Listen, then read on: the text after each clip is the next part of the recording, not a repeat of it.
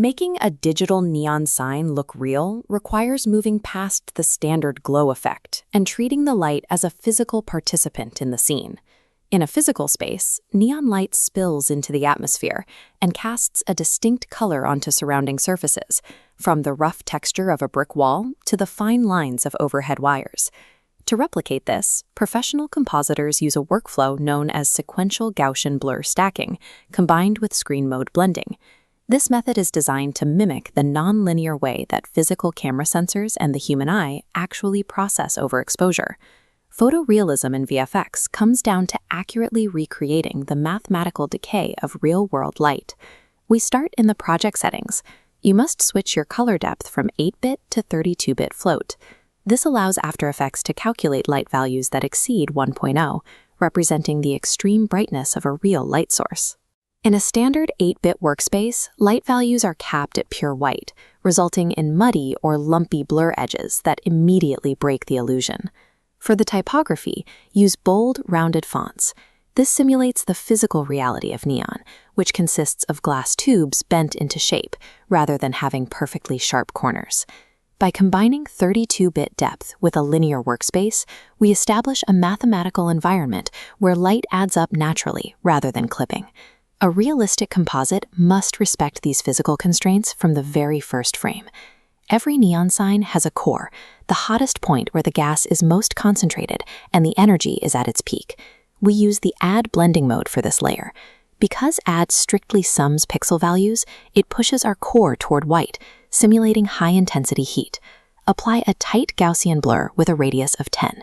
This creates a slight glare around the tube, representing the light source beginning to overwhelm the lens.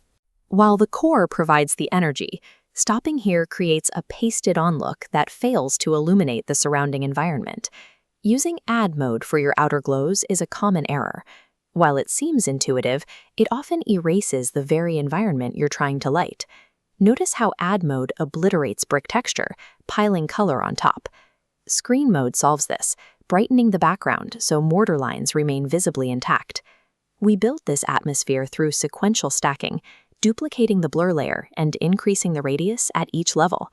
For the first diffusion layer, set the radius to 40 with an opacity of 70%, using screen mode to keep the light transparent.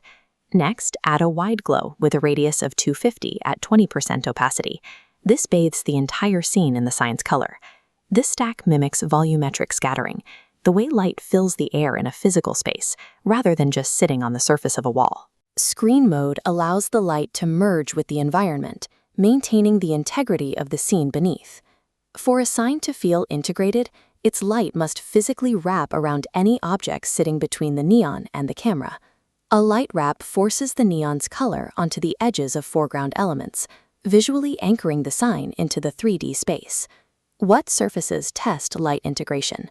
Real neon creates vibrant, vertically smeared reflections that follow the ground's texture. To recreate this, flip the sign vertically, reduce opacity, and apply a compound blur driven by the pavement's texture, making the reflection pool naturally. These reflections act as a signal to the viewer's brain that the light and the environment are occupying the same space. A composite only works once the light has physically altered the world it inhabits. This is the completed integration, a high-fidelity sign with natural flickering and accurate environmental reflections. The workflow relies on a 32-bit workspace, Add mode for the central heat, and screen mode for atmospheric diffusion.